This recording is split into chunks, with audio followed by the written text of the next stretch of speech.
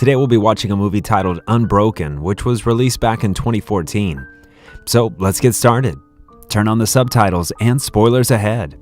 Unbroken is a war drama film based on the real-life story of American war hero Louis Zamperini. The film tells the true story of his capture and perseverance as a prisoner of war. The movie opens with several U.S. bombing aircrafts approaching towards the Japanese land during the Second World War. Louis Zamperini is a bombardier who's handling the mission from his aircraft, along with several other crewmates. With the Japanese-occupied land in sight, Louis commands the airstrike and his crewmates follow the order. They start dropping bombs on the Japanese land and they're successful in hitting their targets. But when they're about to return back, a Japanese fighter plane comes toward them. They engage in aerial combat against the Japanese fighter jet, but they also face another problem, as their bomb bay doors fail to close. Louis tries to manually close it and almost gets caught in the Japanese firing. They manage to fight off the Japanese fighter jets, but in the process, some of the crewmates get shot and are heavily injured. Moreover, their aircraft has sustained several damages, and they're lucky that the plane is still flying. The pilots inform Louis that their base is 5 hours away and they don't know if the brakes on the plane are still intact. This means their chances of survival are very slim. They finally reach their base and attempt to land. Due to the faults in the aircraft, it gets really hard for the plane to land safely. The tires on the landing gear come out and start screeching on the floor, but with the piloting skills of Phil, they manage to land safely. The story then moves back to Louis' childhood. As a child, Louis was a misfit, always causing trouble and getting chased by the police. At the age of just 12 years old, Louis drinks, smokes, and gets involved in stealing. As an Italian refugee, Louis gets picked on by American kids of his age. He gets into a fight with one kid and then gets ganged up by all of them. One police officer catches Louis and takes them to his house. The officer lets his mother know that Louis was fighting with the other kids and was also drinking alcohol. Louis has a typical Italian family, which now lives in the United States. Because of the trouble he causes, Louis' father is not happy with him and wants him to change. But Louis isn't one to listen. One day at a baseball game, Louis gets caught smoking and drinking alcohol. To not get caught, Louis runs away from there and his brother happens to see him running at an incredible pace for a kid of his age. So Pete begins to train Louis, saying he can make something out of his pace. He urges Louis to become a runner and motivates him to give it his all. But Louis isn't motivated and argues that he isn't like Pete and can't become a runner. To this, Pete reassures Louis by saying that he has all faith in him. He further encourages his brother by saying that if he runs, he will not be a failure, but if he doesn't, he'll end up in the streets begging. Seeing the trust and faith his brother has in him, Louis starts to take his training seriously. As the years go by, Louis improves a lot and starts to win many races. One day during a race, another player trips Louis and makes him trail further in the race. But after his brother's continuous support and motivation, Louis gives it his all and passes all other runners to get the first spot. He completed the 1-mile race in 4 minutes, which at that time set a new American record for high school students. So for achieving this great feat, Louis gets invited to participate in the Olympics for America. When he's all ready to depart for the Olympics in 1936, he asks his brother to come with him. Pete says that he knows Louis won't be winning, so he will not travel with him. Louis replies that he knows he won't be winning, but in the next Olympics, 4 years in Tokyo, he'll show the world what he's capable of. Pete sees him off by saying that one moment of pain is worth a lifetime of glory. This means that if you have the capability of enduring hardships and losses, you'll win in the end. After this, Louis leaves for the Olympics. In the Olympics, Louis participates in a 5,000-meter race. As everyone from his family and town sit beside the radio to hear him compete, the race begins, and after a few laps, Louis gets left behind further back than the rest of the runners. As the race is coming to its closure, Louis sprints forward at full speed and runs past several runners. He doesn't manage to win the race or get any position to win a medal, but he set a new world record by completing the last lap in 56 seconds. This Olympics was held in 1936, and Louis had a dream to participate and earn a medal for his country in the next Olympics, which was going to be held in 1940 in Tokyo, Japan. Unfortunately, he was unable to fulfill his dream because World War II started, which caused the 1940 Olympics to be canceled. Now the story moves back to the first scene. After successfully managing to land the aircraft, Louis finds his pilot, Phil, praying to God. Louis isn't a believer in God, and he doesn't quite get Phil's faith and him praying. Next, we see that Louis continues his training by running alongside a Jeep. Louis manages to beat his previous time, but just then he gets informed that he and his team are assigned to a rescue mission. However, the plane that they're using for that mission is made up of spare parts and therefore is unstable.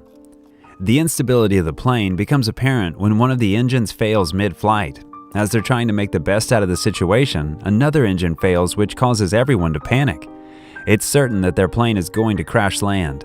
Phil tells everyone to brace for the crash land, and the plane lands into the ocean. The aircraft gets filled by water, and it soon breaks in half. The crash has killed many of the crewmates, and only 3 survive, in Louis, Phil, and Mac.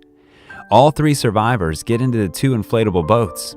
Mac is really disheartened by the accident, and he believes their chances of survival are 0. Out in the ocean, no one will see them and rescue them, but Louis and Phil are optimistic and tell Mac to think positive.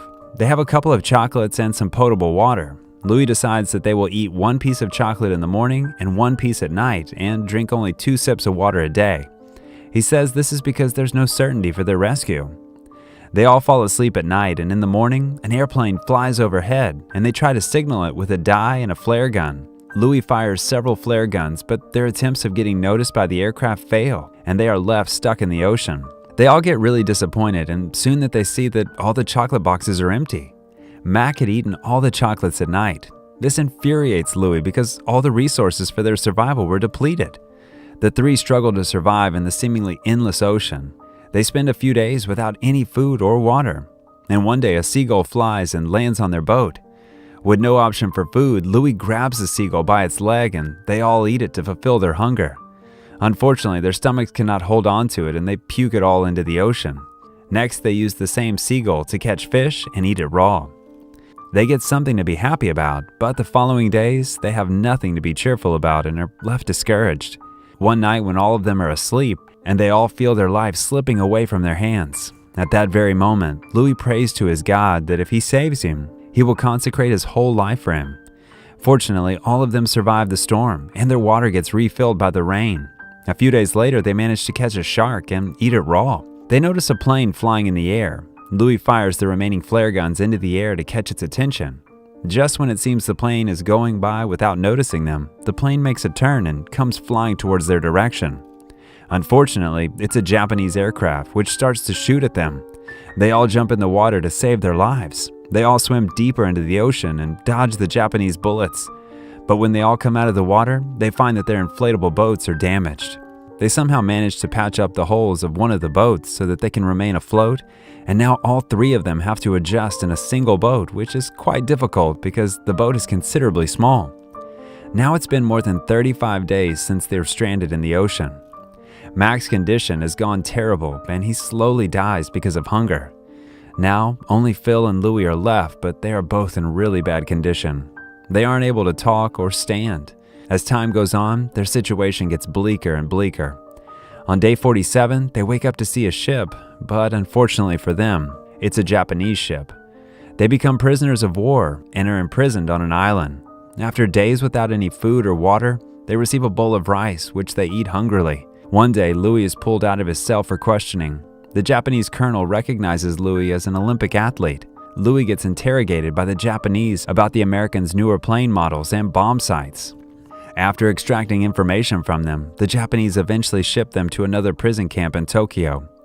Upon reaching the camp, we see that there are many more prisoners. Louis and Phil get separated into this huge crowd of war prisoners. The commanding officer of the camp is very cruel. His name is Corporal Mutsuhiro Watanabe. According to Watanabe, all the prisoners are enemies of Japan, and all the prisoners will be treated as enemies. Watanabe catches Louis glancing at him, and he asks Louis to look into his eyes.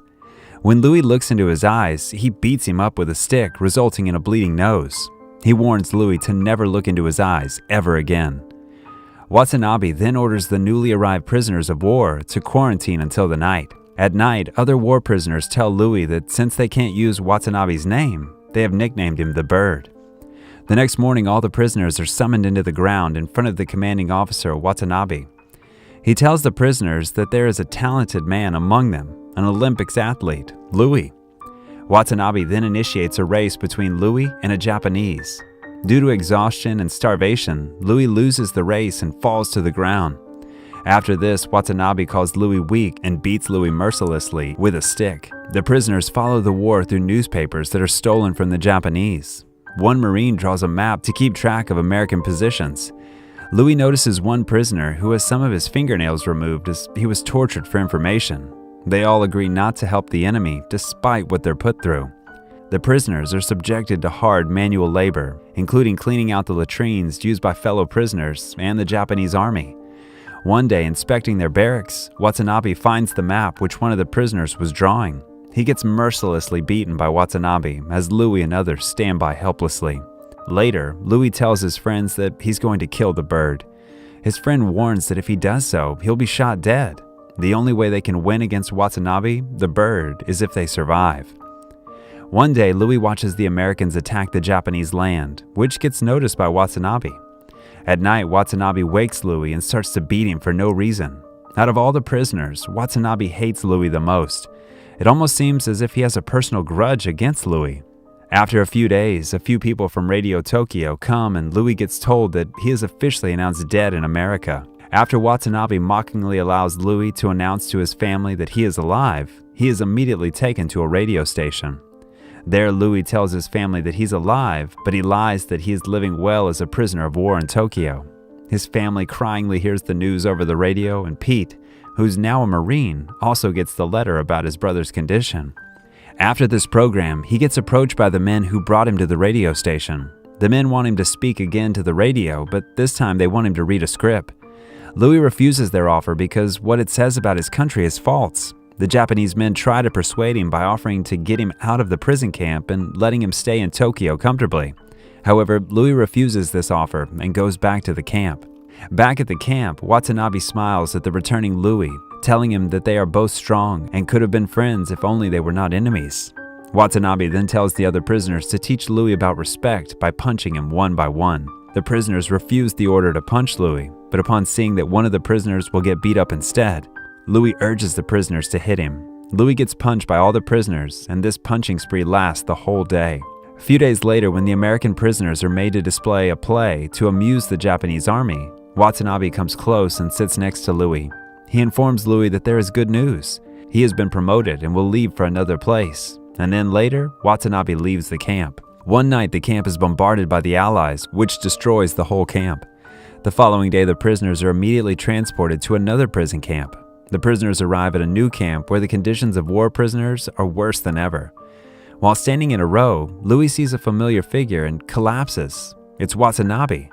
As Watanabe goes on with the same speech which he delivered in the previous camp, he notices Louis and asks him to look in his eyes. When Louis doesn't do so, Watanabe hits him on the head with a stick. From the next day, all the prisoners are back to work. Here the work is to load the coal onto the boat, which is even more tiring. After a few days, while transferring coal from one place to another, Louis gets pushed from a high place and breaks his leg.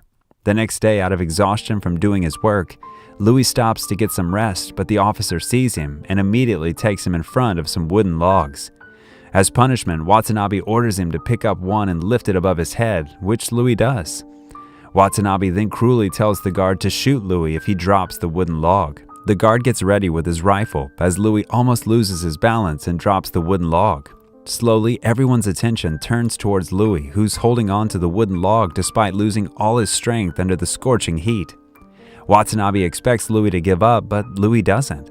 Every war prisoner is cheering for Louis in their low voices, and Watanabe also gives out an expression of uneasiness on his face while waiting for the wooden log to drop. Instead, Louis stares intently into Watanabe's eyes and lifts the log even higher while shouting in defiance towards Watanabe. The prisoners get encouraged as they see this incredible show of courage. Watanabe slowly becomes furious, telling Louis to stop looking at him, but Louis continues staring at him. Embraced by what he thought would be an easy execution, Watanabe attacks Louis. He beats Louis mercilessly. At that moment, Louis remembers the time when he used to run. Louis has defeated all of his fears. He remembers what his brother told him once, that one moment of pain is worth a lifetime of glory. After beating him up, Watanabe falls to his knees in exhaustion. Louis is left on the spot where he had been beaten up, laying there unconscious until the night. The next morning, an officer announces to the prisoners that the war is finally over. To celebrate the end of the war, the officer invites them to take a bath in the nearby river. The prisoners immediately think their end has arrived because they think their executions will be conducted in the river. However, after getting there, an American bomber plane passes them, confirming that the war is truly over. The prisoners celebrate in the river. Supplies immediately arrive in the camp, which the liberated prisoners promptly and happily take.